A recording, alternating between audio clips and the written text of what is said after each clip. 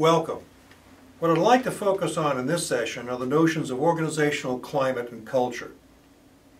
Terms like rules of the game, customs, ethos, atmosphere, tone, philosophy, ideology, and climate are often used to describe the unique characteristics of a school or organization.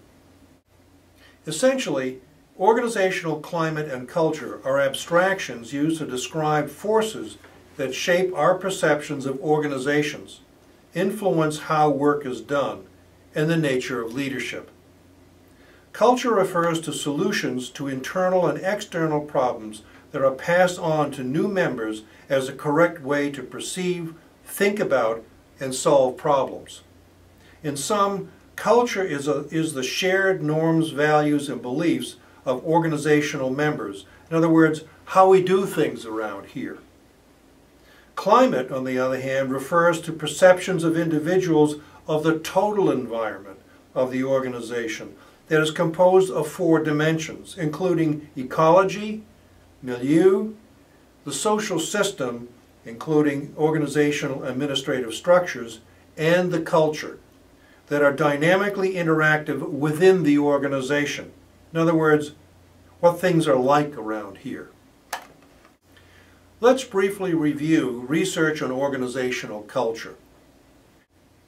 We know that the Western Electric studies provide insight into the influence of management practices on group productivity and stimulated thinking about effective management styles. Organizational culture is not a new idea. Both Arnold and Barnard use this concept of organizations to capture a deeper meaning of work and how it served as a powerful force in everyday life. 2 decades later, in 1957, Selznick's research on the Tennessee Valley Authority continued to expand our understanding of culture. However, it failed to capture the full attention of organizational theorists. This changed dramatically with the publication of several books during the 1980s, including Weeche's book, Theory Z, that compared and contrasted management styles in American and Japanese organizations. It heightened attention to societal differences as well as assumptions of the human resource development HRD perspective that focuses on human relations. Peters and Waterman published In Search of Excellence in 1982 that underscored the power of values and culture in highly successful organizations. Culture is described as the glue that holds people together, stimulates a belief in a common mission, and galvanizes their energy and creativity. These values permeate the organization in the form of stories, myths, legends, and metaphors that support and reflect their basic beliefs. Deal and Kennedy's book, Corporate Cultures, The Rite and Rituals of Corporate Life, published in 1982, helped to clarify what culture is, how it works, and how leaders may nurture its development. In 1985, Schein published his seminal book, Organizational Culture and Leadership, that provides a framework for understanding the relationship between an organization's basic assumptions, its values, and how they may be reflected in observable artifacts. Today, culture occupies a powerful place in both academic and managerial discourse. What was once the soft part of organizational life is now viewed as core knowledge. There are several dimensions that are incorporated in the definition of culture that help us understand what it is and how it works. First, it encompasses a body of solutions.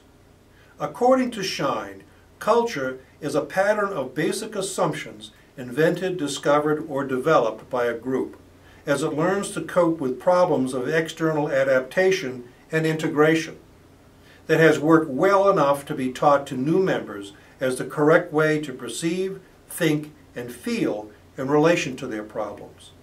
Bauer describes it as the way things are done around here. Second, assumptions. Over a long period of time, successful solutions become assumptions that have a deeper meaning and reflect how people in the organization think about the nature of reality, truth, human activity, and human relationships. Third, subliminal acceptance. Eventually, these assumptions are taken for granted and drop out of our awareness. Artifacts, including technology, observable behavior, as well as symbols, rituals, stories, and myths, provide insight into an organization's culture.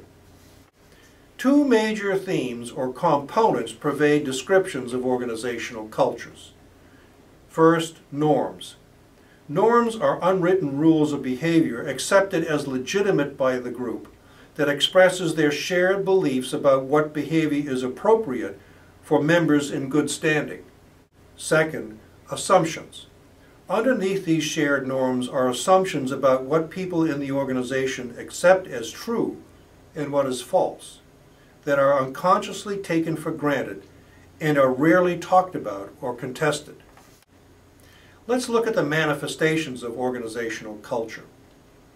Although we know that culture reflects agreement among members of the organization on how to solve problems, these patterns of behavior tend to be unconscious and difficult for members to articulate. However, we may observe cultures through visible and audible artifacts, such as tools, buildings, art, and technology, as well as patterns of behavior.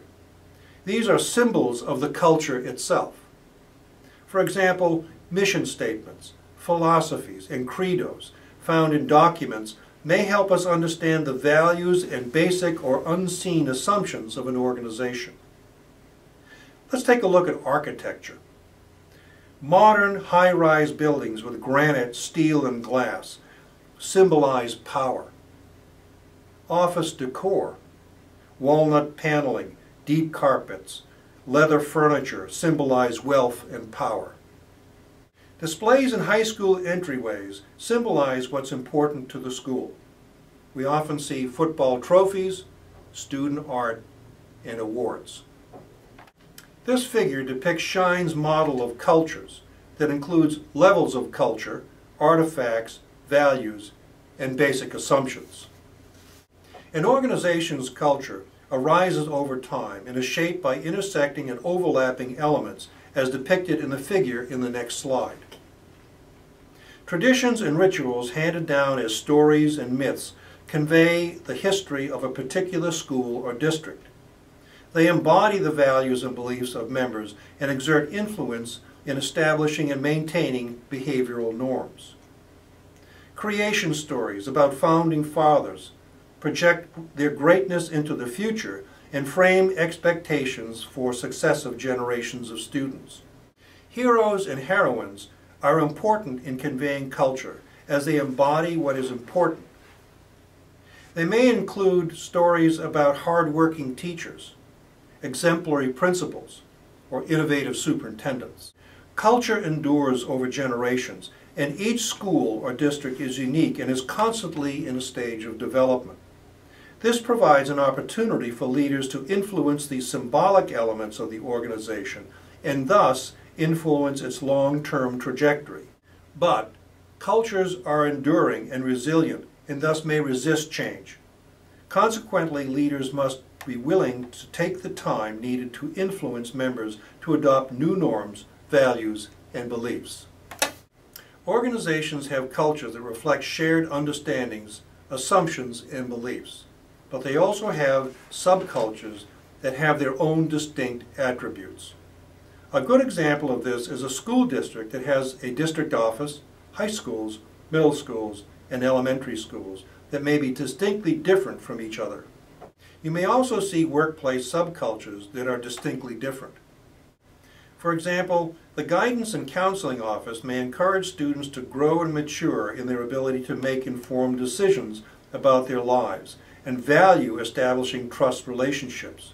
On the other hand, the Attendance Office may value toughness, expect students to toe the line, and mete out punishment to transgressors. Yet both offices share the same general culture of the school.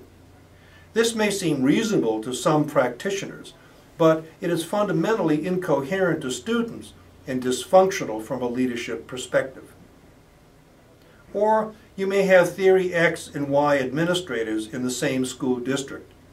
For example, a superintendent may be a top-down administrator, and a principal may prefer to work with and through others to accomplish their goals.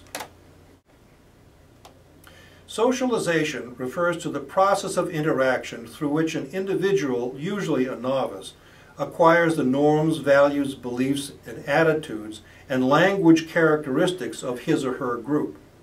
In the course of acquiring these cultural elements, the individual's self and personality are created and shaped. There are three types of socialization, including anticipatory socialization, professional socialization, and organizational socialization. Anticipatory socialization involves an individual adopting and practicing beliefs, values, and attitudes of a group to which they desire to belong. Professional socialization in education generally begins in the pre-appointment phase of a school leader's education career and continues into the early post-appointment growth and development phase. Those who want to join the ranks of administrators consciously start to act and think like them and participate in quasi-administrative work, including volunteering for committees that are composed of school and district administrators. Professional socialization is defined as a process composed of a series of experiences which result in the internalization of a certain body of knowledge and skills, as well as identification with commitment to value, ethics, norms, and traditions of a profession. School and district administrators have qualities that are shared in the profession, as do teachers, doctors, and lawyers. Organizational socialization refers to the process by which one is taught and learns the ropes of one's particular organizational role in a specific organizational setting.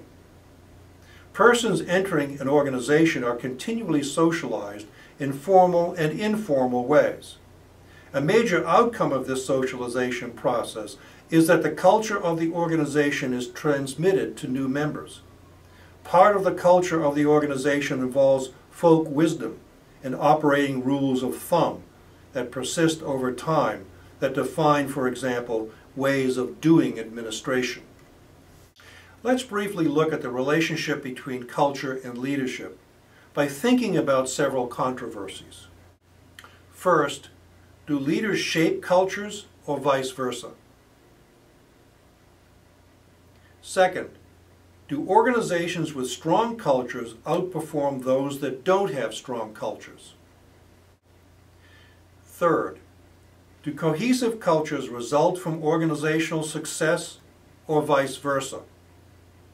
And fourth, do cohesive cultures produce more if those cultural patterns fit the prevailing market? Let's briefly review what we've learned. What I'd like you to do is to discuss the notion of organizational culture and climate. Now, let's apply what you've learned about culture to your own organization. Discuss the links between organizational culture and effectiveness in your organization. Finally, apply what you know about culture to solving problems in your own organization. How would you influence or change the culture in your organization? I trust this review will underscore the importance of understanding culture for effective leadership.